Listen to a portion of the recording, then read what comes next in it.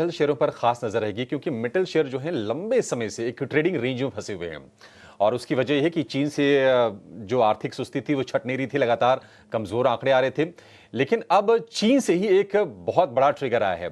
Trigger क्या है और क्यों मेटल शेयर चल सकते हैं, स्ट्रेंथ क्यों आ सकती है, ये बताने के लिए हमारी सहयोगी आशीषा हमारे साथ जुड़ गई हैं। आशीषा, बताइए खबर क्या है और मेटल में किस तरह का मूव हम देख सकते हैं? बिल्कुल पॉजिटिव मूव मेटल स्टॉक्स में आज के ट्रेडिंग सेशन में दिखाई दे सकता है। चाइनीज गवर्नमेंट ने कुछ मेजर्स लिए हैं अपनी इकोनॉमी को बूस्ट करने के लिए।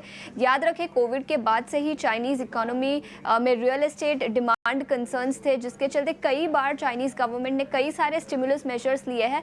ज़्यादा कुछ पॉजिटिव इम्पैक्ट अभी तक तो नहीं दिखा, लेकिन फिर एक बार चाइनीज गवर्नमेंट ने कुछ स्टिमुलस मेजर्स लिए हैं। एनालिस्ट का मानना है कि सेंटिमेंटल पॉजिटिव तो ये होगा पूरे सेक्टर के लिए, लेकिन इसका real impact real estate market पर कितना होगा वो तो शायद समय ही बताएगा। तो कई सारे पॉजिटिव मेजर्स उन्होंने लिए हैं। शॉर्ट टर्म इंटरेस्ट रेट्स घटाए हैं, मॉर्गेज रेट्स पर भी थोड़ी सी गिरावट दिखी है। इसी के साथ रिपो रेट्स जो पहले 1.7% पे थे वो अब घटाकर 1.5% किए हैं। तो कई सारे मेजर्स जिसके चलते रियल एस्टेट मार्केट और पूरी चाइनीज इकोनॉमी को एक बूस्ट दिखाई दे सकता है।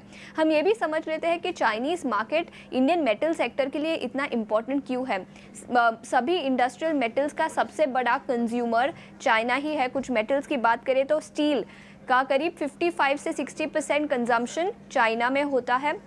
आयरन ओर का करीब 50 से 55%, कॉपर, कोल, जिंक सभी कमोडिटीज़ का करीब 35 से 55 वर्ल्ड कंजम्पशन चाइना में ही होता है, जिसके चलते सभी इंडस्ट्रियल मेटल्स के प्राइसेस चाइना की डिमांड से निर्भर रहते हैं।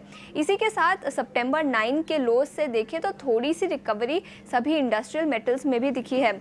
एल्यूमिनियम की बात करें तो 8% की रिकवरी सितंबर 9 से दिखी है। इसी के साथ कॉपर, जिंक, निकल, लेड सभी में करीब 7 से 9% की तेज़ी पिछले कुछ 15-20 दिनों में दिखी है।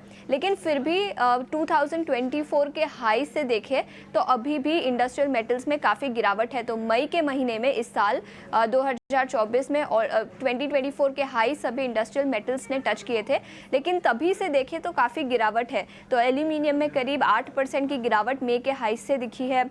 कॉपर, जिंक, निकल, लेड सभी इंडस्ट्रियल मेटल्स में करीब 5 से 30% की गिरावट 2024 मई के हाई से दिखी है। बट हाँ, एक पॉजिटिव न्यूज़ फ्लो है। चाइना एक बड़ा मार्केट है इंडस्ट्रियल मेटल्स के लिए, तो जब भी पॉजिटिव न्यूज़ फ्लो आता है चाइनीज़ इकोनॉमी के रिलेटेड तो positive impact domestic metal sector पर भी दिखाई देता है। ठीक है, शुक्रिया आशीषा ये तमाम जानकारी के लिए। तो कमोडिटी की जो खपत है, चीन सिर्फ ना बड़ा कंज्यूमर है बल्कि प्रोड्यूसर भी मेटल्स का बहुत बड़ा है। तो मेटल के लिए बड़ा ट्रिगर वहाँ से आ गया है। लंबे समय से कंसोलिडेट करते हुए दिखे हैं। टाटा स्टील की बात करें तो इस साल तो आपको शायद कोई रिटर्न दिखेगा ही नहीं। आपसे जानना चाहेंगे वैशाली जी, मेटल्स में चार्ट्स पर आपको बेहतर क्या लग रहा है? पिछले दिनों हम बातचीत कर रहे थे तो एक सुर में तमाम एक्सपर्ट्स ने कहा था कि जेएसडब्ल्यू स्टील ठीक है। आपकी नज़र कहाँ पर है और एक दो आप शेयर बता पाएंगे जहां पर थोड़ा सा लंबा, मान लीजिए 15 दिन या फिर महीने भर का व्यू लेके ट्रेड किया जा सके? तो actually metal sector on the whole काफी अच्छे लेवल पे है, जहां से हम देख सकते हैं दैट अच्छा सा एक रन अप आ सकता है। तो उसमें से चार्टिकली जो मैं देखूंगी, मुझे एक तो जिंदाल स्टील एंड पावर सही लग रहा है ये लेवल से। दूसरा है Tata steel, very well placed, risk reward ratio बहुत ही सही है। एक बार 155 को वो क्रॉस करता है तो आई थिंक 160 180 नेक्स्ट टारगेट्स दिख सकते हैं। तो technically very well placed is Tata steel. बाकी नॉन स्टील में भी आप देखेंगे तो हिंडाल्को ऑलरेडी एक ट्रेंड में है। हर एक डिप में ये बाय किया जा सकता है बिकॉज़ ये 730 740 का नेक्स्ट टारगेट देख सकता है। और दूसरा जो मुझे सही लग रहा है वो है Hind copper. Hind copper also looks very promising from here on. और एक अच्छा सा हायर बॉटम फॉर्मेशन भी बन चुका है। तो यही स्टॉक सब है जिसमें मुझे लग रहा है दैट यस, अच्छा सा पिकअप आ सकता है। और लंबे समय का नज़रिया है तो सेल खरीद सकते हैं। ठीक है, ये 4-5 स्टॉक्स हैं जहां पर आप ट्रेडिंग व्यू बना सकते हैं। जेएसपीएल और टाटा स्टील ये पसंद है। उसके अलावा हिंडाल्को पर भी व्यू बुलिश है वैशाली जी का। और हिंडाल्को ऐसा शेयर है, अगर आप मेटल बास्केट में चेक करेंगे ना तो पिछले साल भर में बाकी सारी की सारी कंपनीज को इसने आउट परफॉर्म किया है। आज के हमारे फंडामेंटल एक्सपर्ट वृद्धि इन्वेस्टमेंट के विवेक कारवा भी हमारे साथ जुड़ गए हैं। विवेक जी, चाइना से ये जो रेट कट वाली जो खबर आई है, जो वहाँ पर ब्याज दरें घटाई गई हैं, रिजर्व रेशो में कटौती की गई है, उसको आप किस तरह से देख रहे हैं? और क्या आपको लगता है कि स्ट्रक्चरली ये मेटल सेगमेंट का मूड थोड़ा सा बदल के रख देगी खबर ये? गुड मॉर्निंग सभी पैनलिस्ट को, आपको भी अभिषेक। देखिए, चाइना के पास और कोई ऑप्शन है नहीं। जनरली रेट कट कब होता है, या तो आपका इकोनॉमी इतना ज्यादा ग्रोथ कर रहा है और इन्फ्लेशन हाई होता है, तब रेट कट लोग मतलब रेट बढ़ाते हैं, सेंट्रल रिजर्व बैंक वगैरह। और अभी चाइना में सिचुएशन एकदम डामाडोल है। मतलब उधर ग्रोथ बिल्कुल है नहीं। अनएम्प्लॉयमेंट नंबर्स इंडिया से ज्यादा है। इनफैक्ट इंडिया तो बहुत बेटर प्लेस है चाइना के कंपेयर में। तो अगर ये रेट कट होता है तो ये जो मैं तो यही बोलूंगा कि जो पेशेंट आईसीयू में है उसको संभालने की कोशिश है। तो इसका लॉन्ग टर्म इम्पैक्ट तो बाद में देखा जाएगा, लेकिन जो शॉर्ट टर्म इम्पैक्ट आप अगर मेटल में देखोगे तो ये एक तरह का प्रॉफिट बुकिंग का सिनेरियो ही आपको दिखने को मिलेगा। मतलब आधा परसेंट या 1% अगर रेट कट होता है तो उससे जो स्पेंडिंग होती है, कॉर्पोरेट स्पेंडिंग और पब्लिक स्पेंडिंग, ये बढ़ने वाली नहीं है। ये हमने भारत में भी देखा है, कई बार सरकार ने बहुत कोशिश की थी लेकिन प्राइवेट केपेक्स बढ़ नहीं रहा था।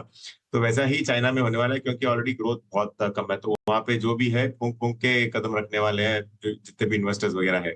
तो अगर ये पॉजिटिव आपको देखने को मिलता है मेटल्स में, तो हो सकता है कि 1 या 2 दिन की चांदनी रहे और उसके बाद में ये वापस बैक टू स्क्वायर वन आ जाए।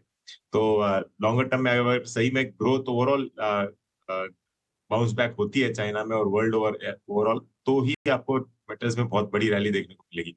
फिलहाल तो ज्यादा कंजम्पशन इंडिया में हो रहा है चाइना से। शेयर में जरा और स्पीड से ले लेता हूं। कल गोदरेज प्रॉपर्टीज के अंदर क्या जबरदस्त शॉर्ट कवरिंग आई है।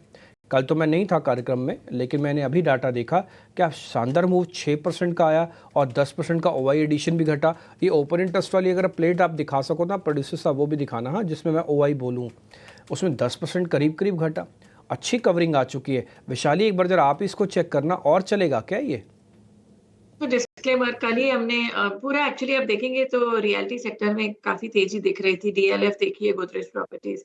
तो गोदरेज प्रॉपर्टीज हमने रेकमेंड भी करा है। जिस तरह से ये स्टॉक में मूवमेंट आई है, I think in all likelihood ये प्रीवियस हाई 3300 3400 को रीटेस्ट कर सकता है। सो आई वुड से इसमें व्यू पॉजिटिव है। बाइंग का मौका फिलहाल तो गुजर चुका है, बट अगर थोड़ा डिप मिलता है अराउंड 3130 या 3150 के पास, एक फेवरेबल ट्रेड बन सकता है। और look for a target of 3300 to start with. Roll over कर जाए ना अगली सीरीज के लिए, जिसको करके जाना है, रोल ओवर कर सकता है? मेरे ख्याल से जरूर। ठीक है, रोल ओवर करके जाओ। जिसको लेना है उसको बाइंग ऑन डिप्स करना पड़ेगा, जिनके पास है उसको छोड़ना नहीं है। तो सिंपल सी कहानी है कि नए वालों को आना नहीं है, पुराने वालों को जाना नहीं है। पुराने वाले बने रहें, रोल ओवर करके जाएं, अगली सीरीज़ के अंदर और दम आ सकता है। और नए वालों को भी आना नहीं है। आना कैसे है? वो बाइंग ऑन डिप्स करके आना है।